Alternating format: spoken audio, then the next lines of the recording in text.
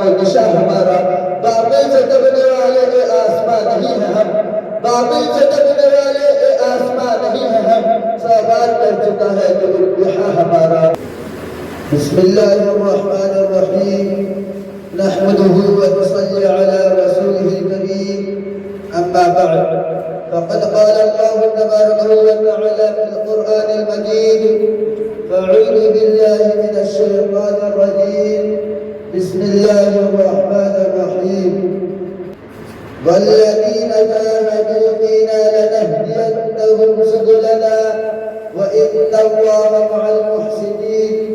وقال النبي صلى الله عليه وسلم حب الوطن من الإيمان، صدق اللہ العظیم۔ یہ آزادی جسے نسبت ہے ہر ہندو مسلمان سے، یہ آزادی جسے نسبت ہے ہر ہندو مسلمان سے، یہ آزادی عبادت ہے جو سب کے دین و ایمان سے، یہ آزادی کہ جس نے دیش کو جمہوریت بخشی، یہ آزادی کہ جس نے دیش کو جمہوریت بخشی، لکھی ہے داستان اس کی فقط خون شہیدہ سے۔ برادران اسلام، آج 15 اگست یوم آزادی کا دن ہے، آج خوشی کا دن ہے، آج کنیا کماری سے لے کر ہندوستان کے چپے چپے پر یوم آزادی منایا جا رہا ہے۔ ہر دین و دھرم کے ماننے والے چھوٹے بڑے نوجوان بزرگ آج خوشی میں مصروف ہے۔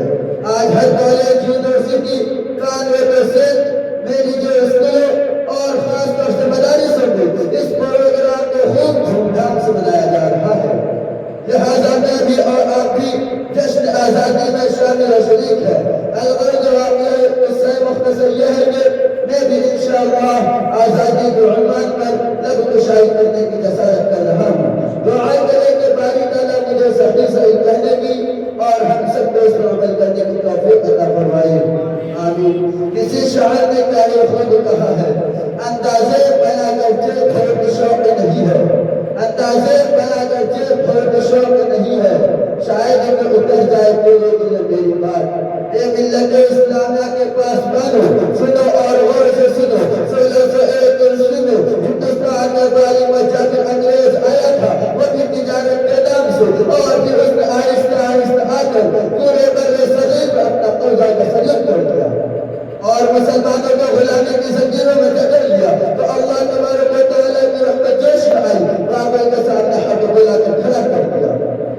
کیونکہ جب ظلم زیادہ ہو جاتا ہے بابل سے ابھرنے لگتا ہے تو اللہ تبارک و تعالیٰ اس کے سامنے ایک ایسا مرد مجاہد لاتا ہے کہ بابل کو دل دبا کر بھاگنا ہی پڑتا ہے، کیونکہ قرآن کا فیصلہ ہے جاء الحق وزهق الباطل۔ الغرض واقعہ یہ ہے کہ 1741 میں شاہ عبد العزیز محمد دہلوی رحمۃ اللہ علیہ شاہ ولی اللہ کے گھر پیدا ہوئے، اور پھر شاہ عبد العزیز محمد دہلوی رحمۃ اللہ علیہ 1762 میں ہندوستان کی تاریخ میں سب سے پہلا جہاد کا فتح جاری کیا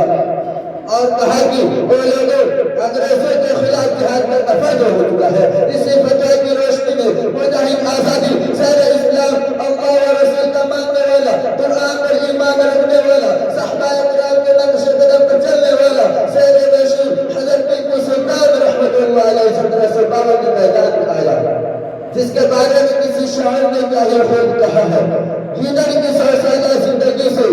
گیدڑ کی 100 سالہ زندگی سے شیر کی ایک دن کی زندگی بہتر ہے۔ برادران اسلام، آج ٹیپو سلطان کی تاریخ کو بتایا جا رہا ہے، آج اس مرد مجاہد کی عام شان کو ختم کیا جا رہا ہے۔ آج ٹیپو سلطان کی تصویر کو پرائمری کے نصاب میں یعنی کتابوں میں اس کی تصویر کو بے تاریخ دکھایا جا رہا ہے، تاکہ مسلمانوں کو اور ان کی نسل کو یہ پتہ نہ چلے کہ مسلمانوں نے ہندوستان کو آزاد کرایا ہے، لیکن ان فرقہ پرست لوگوں کو یہ معلوم نہیں کہ لیکن ان فرقہ پرست لوگوں کو یہ معلوم نہیں کہ مسلمانوں کی تاریخ کو بتانے والا اس دنیا کی ماں میں کوئی ایسا جگہ ہی نہیں جو مسلمانوں کی تاریخ کو بتا دے، کیونکہ ان علماء کرام کے ماننے والے اس دنیا میں موجود ہیں جو اپنی جان پر کھیل کر ان کے قربانی کا تذکرہ کرتے رہیں گے انشاءاللہ ثم انشاءاللہ۔ کسی شاعر نے خود کہا ہے توحید کی امانت سینوں میں ہے ہمارے، توحید کی امانت سینوں میں ہے ہمارے، آسان ہی مٹانا نام و نشاں ہمارا، بابل سے دبنے والے اے آسمان نہیں ہے ہم، بابل سے ڈرنے والے آسمان نہیں ہے، ہم 100 بار کر چکا ہے کہ انتہا ہمارا وما توفیق الا باللہ۔